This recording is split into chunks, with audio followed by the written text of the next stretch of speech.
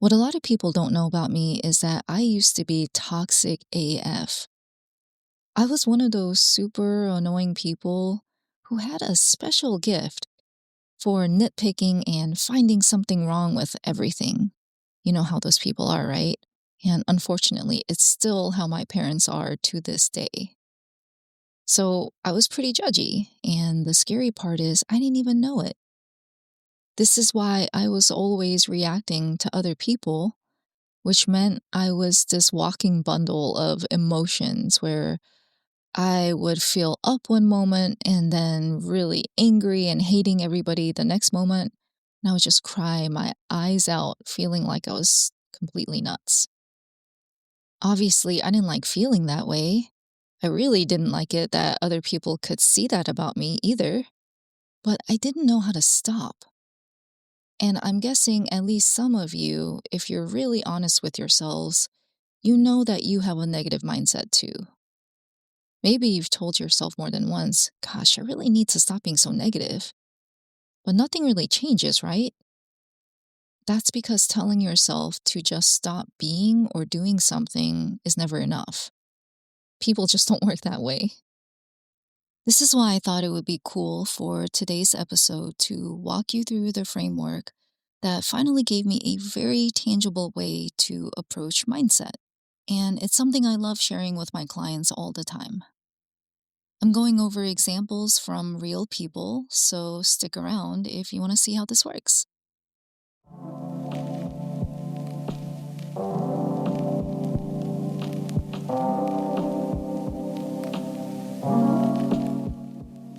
You're listening to This Is How You Think, the show that remodels your mindset.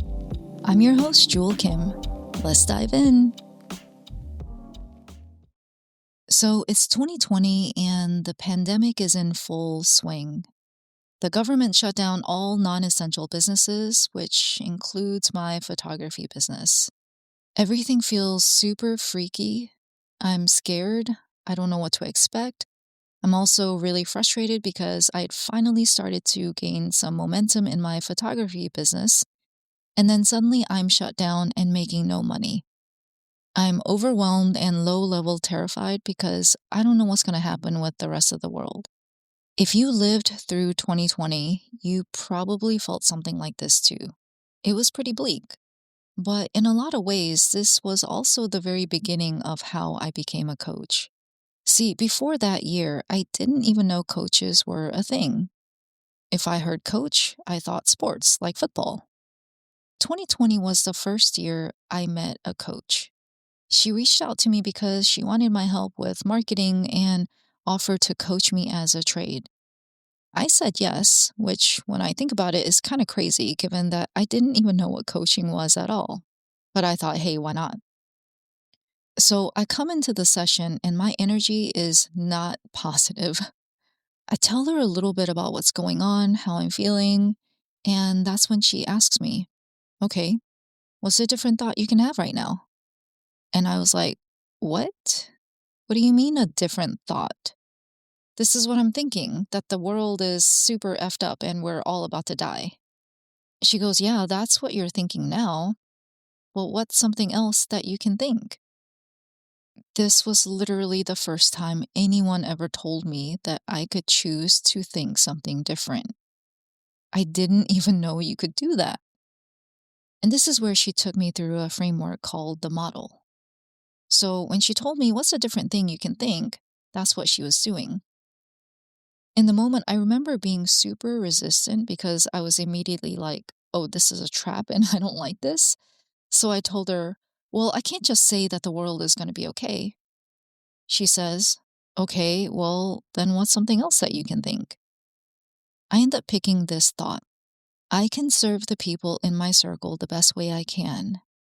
And that starts with helping out our delivery drivers like the US Postal Service and UPS. By the end of that session, I felt like a switch had flipped inside of me. It was crazy.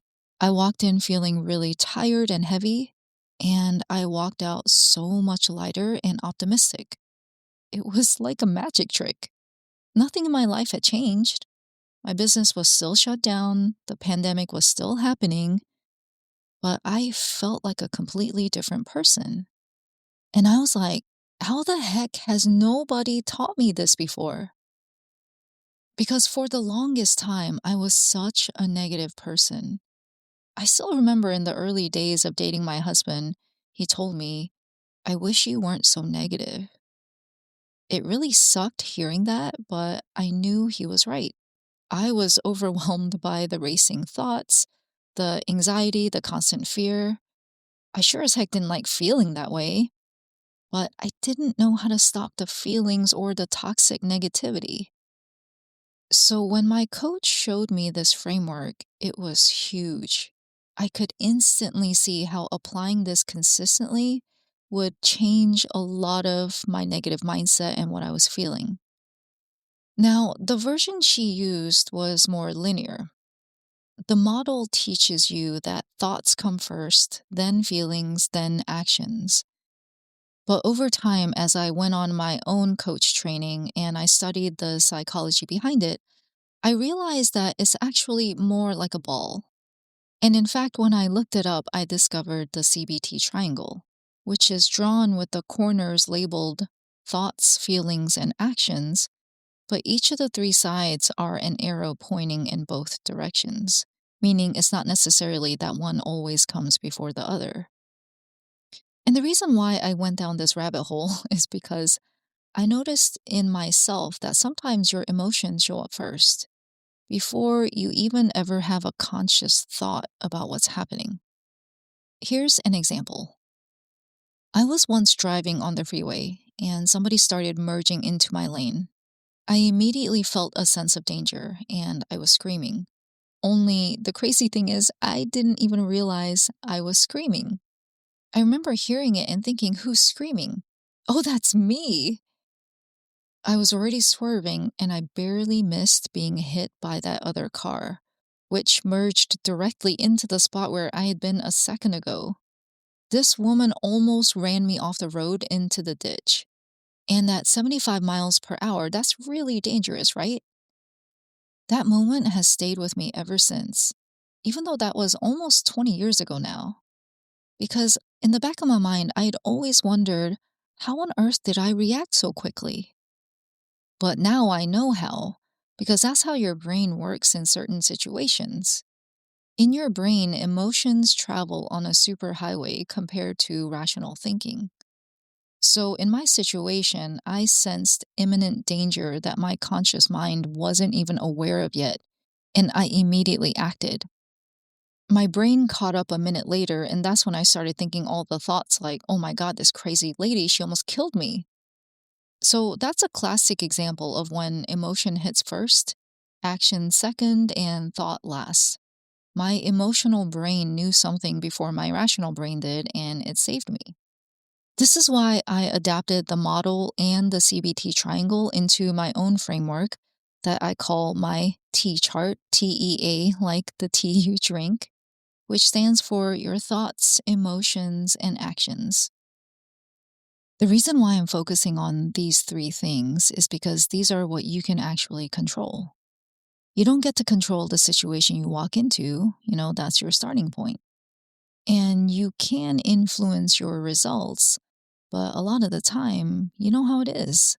The results end up being outside of your control. What you can control is what you think, what you feel, and what you do.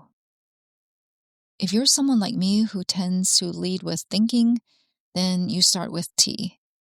If you lead with feelings first, it's going to be EAT, like EAT, like me on the freeway earlier, or ETA. And it's the same thing with leading with action. Taking certain actions affect what you think and feel. So it really is like a ball rolling in different directions. It's always the same framework, but with different starting points depending on how your brain is wired or the situation you're in. Now, before I get into how all of this works, I just want to note that you don't have to write any of this down. I'm putting a link in the show notes where you can download the PDF and it'll have everything I'm about to cover plus more, okay? But if you don't download the PDF, how this works is I want you to imagine a 2-column chart with 5 rows.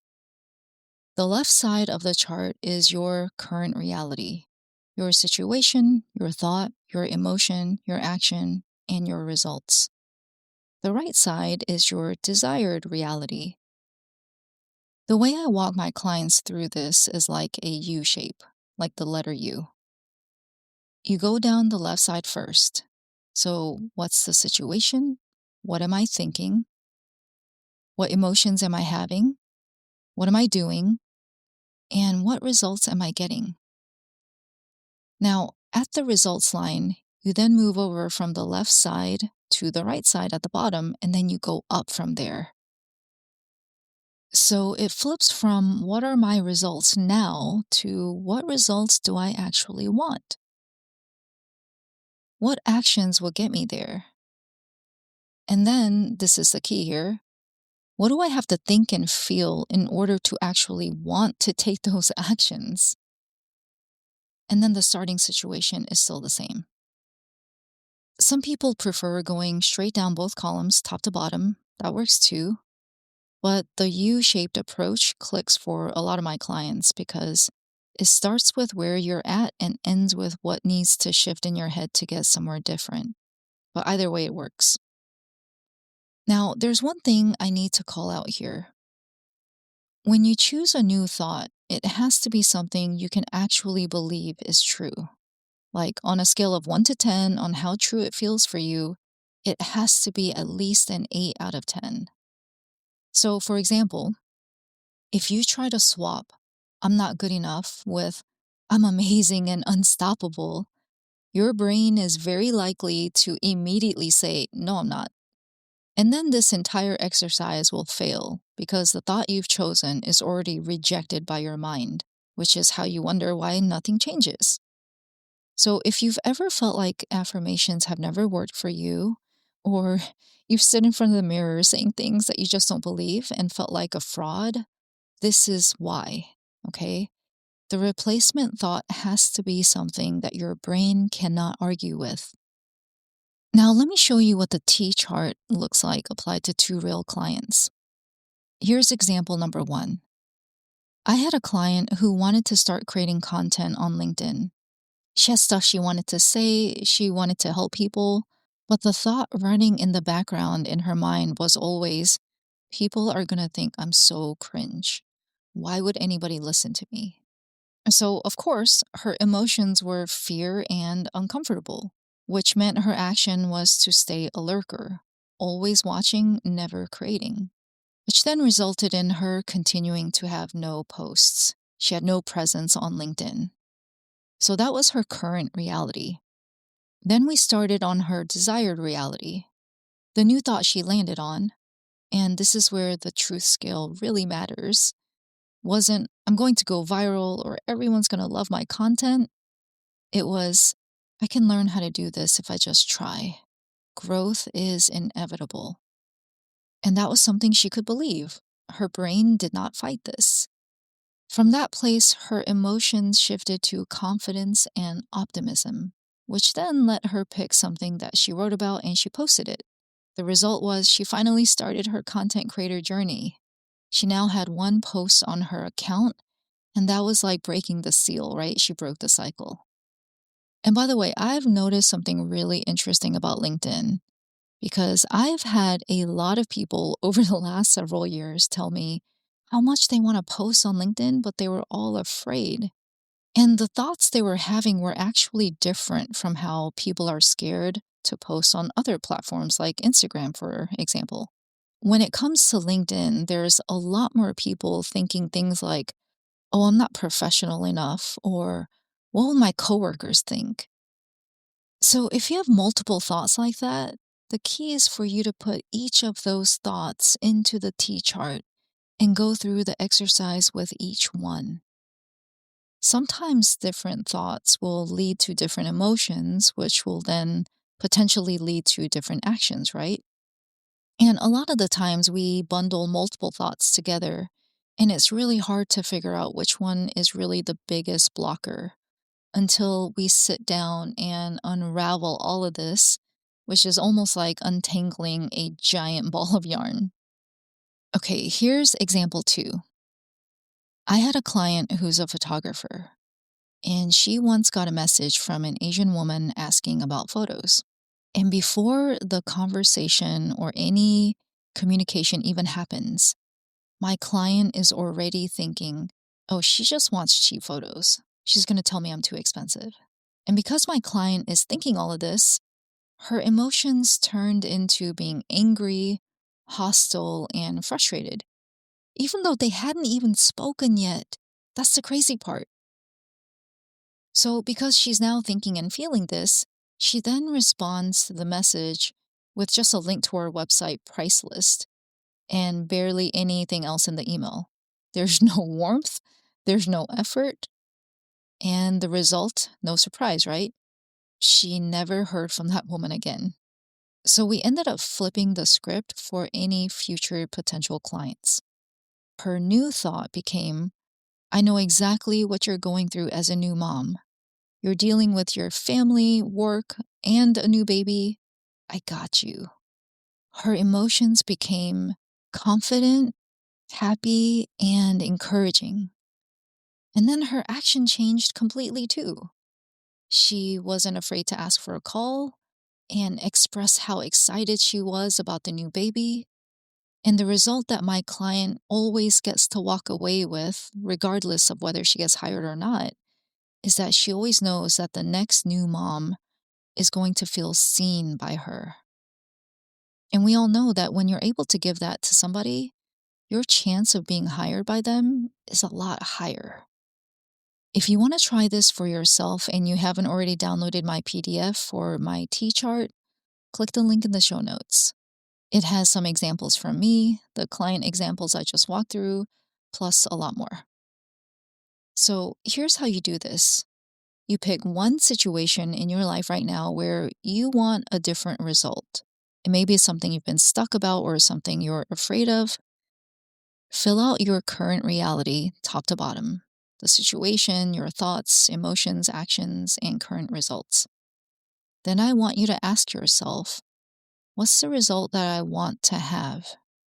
And then work backwards. What action do I need to take that will contribute to that result? And in order for me to actually want to take this action, what do I need to be feeling? And what do I need to be thinking?